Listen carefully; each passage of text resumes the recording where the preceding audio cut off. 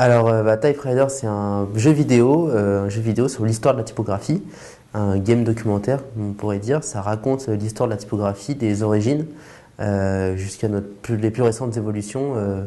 On commence à l'époque du gothique, on avance dans le siècle des Lumières, jusqu'au Far West, et ensuite on arrive dans l'époque des pixels. On a voulu raconter l'histoire de la typographie à travers un jeu vidéo.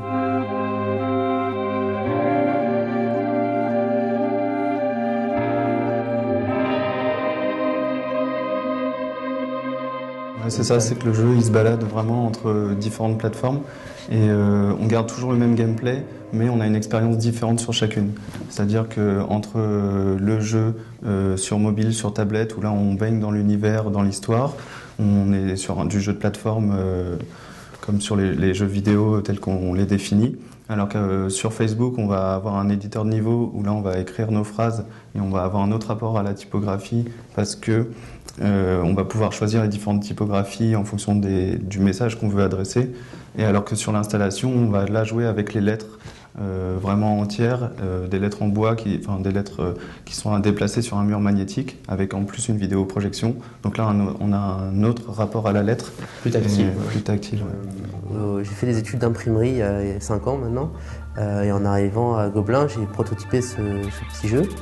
C'est resté dans un carton pendant 3 ans. Et l'année dernière, avec Charles, Jérémy et l'école des Gobelins et l'Engmin, il fallait monter un projet étudiant. Et Typewriter est devenu le projet transmédia qu'il est aujourd'hui.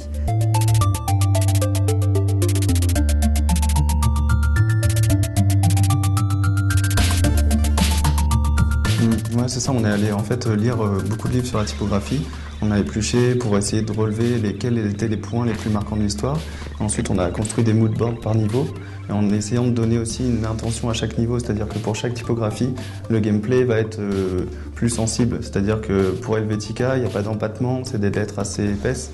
Donc on a voulu que ça aille vite, que ce soit un niveau un peu de glisse, par rapport à Dido qui va être avec des empattements plus fins, qui va être plus léger. Donc là, on est dans un niveau aérien, les sauts vont être plus grands, il va y avoir plus d'espace.